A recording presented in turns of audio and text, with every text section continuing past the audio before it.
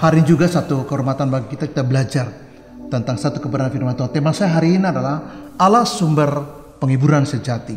Allah sumber penghiburan sejati. Saya membaca 2 ayat saja dari 2 Korintus pasal 1 ayat 3 dan 4. Firman Tuhan saya baca.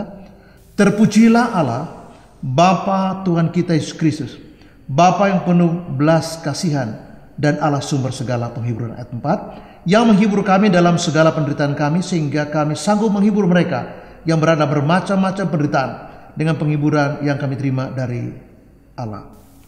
Ya. Nah, 2 ayat ini menjadi rujukan saya untuk membahas tema adalah Bapa itu adalah sumber penghiburan sejati buat kita. Nah, Paulus mulai dengan kata doxologi, terpujilah Allah. Mengapa Paulus memuji Tuhan? Karena yang pertama bahwa disebut di sini bahwa Bapa yang penuh belas kasihan. Nah, Bapa kita adalah Bapa yang penuh belas kasihan.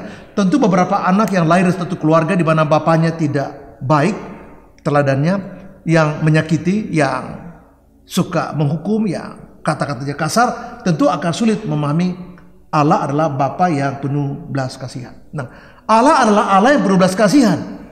Dan mereka yang mengalami kesulitan memahami istilah Bapa ini karena punya bapaknya di dunia ini nggak baik, saya berdoa secara khusus buat Anda supaya Anda dibukakan hati untuk melihat bahwa Bapa kita di surga tidak seperti Bapamu yang di dunia ini yang gagal menjadi Bapa yang baik. Seharusnya menjadi teladan sehingga Anda bisa tahu bahwa Bapa di surga tercermin pada kehidupan Bapa Anda. Tapi akhirnya malah tidak, karena paradoks sekali Bapa di surga penuh belas kasihan, tapi Bapa kita di sini adalah penuh dengan caci makian dan hal-hal yang buruk. Sehingga kita harus tahu bahwa Paulus katakan bahwa Allah adalah Bapa yang penuh berlimpah dengan belas kasihan. Dia tahu kita punya persoalan, dia tahu kita punya kesalahan, dia tahu kita punya kesesakan, dia tahu kita punya pergumulan, dia tahu ada banyak masalah. Tapi Allah di sinilah Bapa yang penuh dengan belas kasihan. Kita bersyukur kita punya Bapa, yaitu Bapa surgawi yang penuh dengan belas kasihan dan cinta kasih. Ada banyak sekali kesulitan kita, ada banyak sekali masalah kita, baik keluarga, rumah tangga.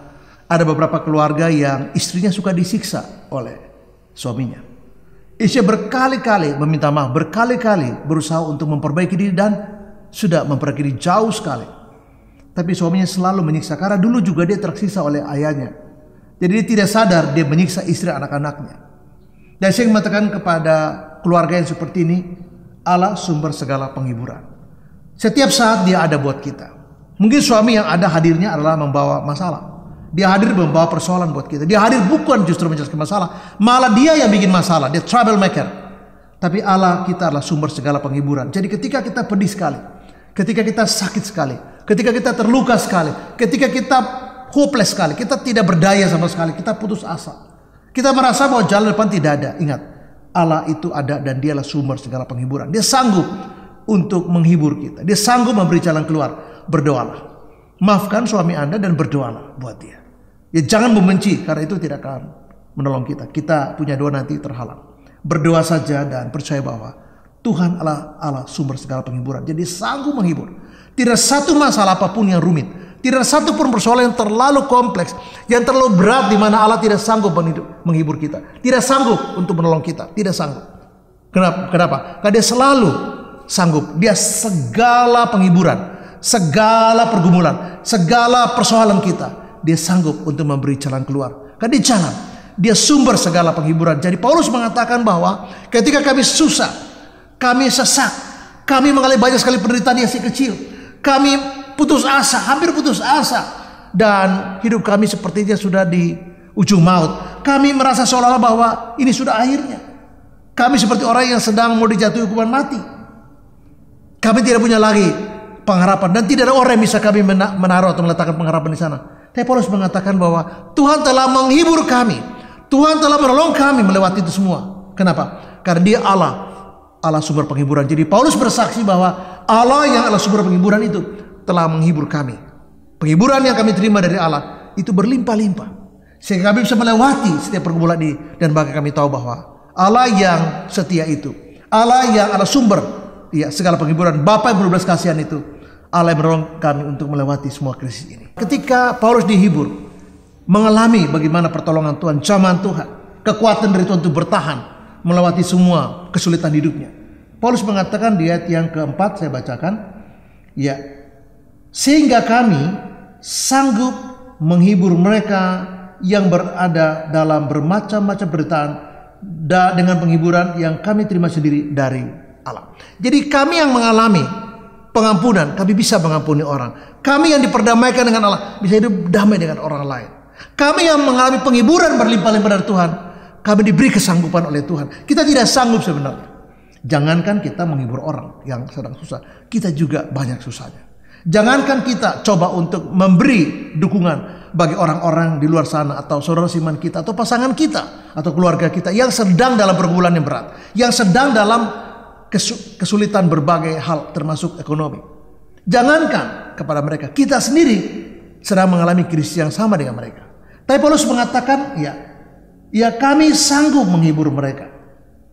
Jadi kalaupun kita diperhadapkan dengan banyak sekali situasi di mana kita harus menghibur orang, kita harus memberi dukungan pada saudara-saudara kita, pada keluarga kita yang mengalami berbagai krisis dalam kehidupan mereka. Apapun, ekonomi, dikatakan berbagai macam penderitaan. Jadi penderitaan tidak satu macam. Ada banyak penderitaan. Ada orang yang kesulitan ekonomi, ada orang yang sakit nggak sembuh-sembuh, ada orang yang kakinya dipotong gara-gara diabetes, ada orang yang mengalami impotensi, ada orang yang mengalami kekerasan, ada orang yang diperkosa, ada orang yang mengalami bangkrut, ada orang yang ditipu, ada orang yang dihianati, ada orang pakai narkoba, ada orang dituduh, ada orang disolimi, ada orang diperlakukan tidak adil, ada orang digeser, ada orang difitnah, ada orang yang mengalami banyak sekali konflik termasuk perceraian. Ada banyak penderitaan itu macam. Tapi Paulus katakan kami sanggup. Kenapa Paulus mengatakan Paulus sanggup? Kenapa mereka mengatakan mereka sanggup? Maka kesanggupan para rasul, kesanggupan Paulus adalah karena Allah dalam Yesus yang memberi mereka kekuatan untuk itu. Jadi Yesus sumber penghiburan sejati akan memberi kekuatan kepada kita untuk kita bisa menghibur orang lain. Karena penghiburan yang kita terima sendiri dari Allah begitu nyata kita alami, sehingga itu membuat kita mampu menghibur orang lain dalam berbagai macam penderitaan mereka. Mengapa? Bukan karena kita mampu, bukan karena kita hebat, tapi karena Tuhan Yesus memampukan kita untuk memberi penghiburan bagi orang-orang lain. Hal yang terakhir saya mengatakan bahwa hari-hari ini begitu banyak orang yang mengalami kesulitan. Entah kesulitan ekonomi karena bangkrut, atau kehilangan pekerjaan karena situasi sekarang usaha tidak jalan, dan bahkan untuk membayar pegawai pun tidak sanggup sehingga menjadi bangkrut. Nah, bagaimana sekali orang bangkrut itu malu, sedih, bingung, putus asa, ada perasaan takut dan sebagainya. Itu menghiasi hari-hari mereka dan hati dan pikiran mereka. Tapi ayat ini menolong kita untuk sebagai orang percaya. Bukan kita tidak punya masalah, bukan kita mampu. Kita punya masalah. Tapi Tuhan Yesus menghibur kita, memberi kekuatan kepada kita, memberi kemampuan ekstra kepada kita, supaya kita bisa hadir sebagai garam dan terang. Kita bisa hadir sebagai terang di sana. Dan apa? Kita bisa menolong mereka. Bukan sekali lagi karena kita mampu, tapi kita dimampukan oleh Tuhan. Mereka membutuhkan dukungan. Ya, ada keluarga yang bergumul bahwa anaknya mengalami retardasi, anak tunggal.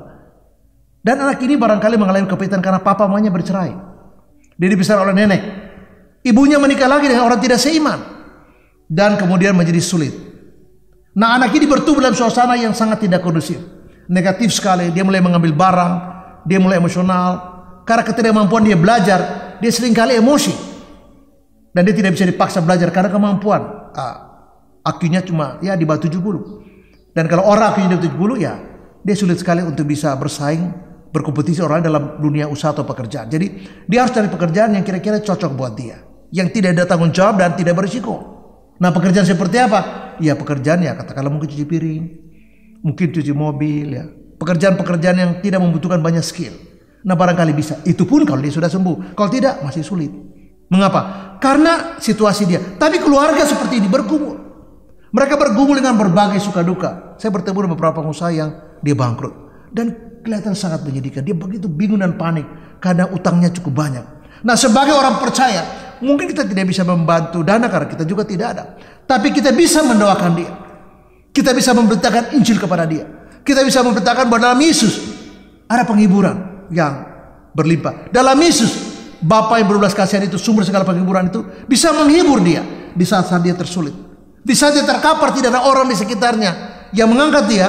Tangan Yesus bisa untuk membawa dia. Bahkan seringkali kesulitan yang kita alami menjadi satu anak tangga kecil untuk kita datang dan mengenal Yesus. Mungkin kita selama ini sombong, mungkin selama ini kita jauh dari Tuhan, selama ini kita menang kuasa gelap, bermain-main okultisme. Sekarang berhenti.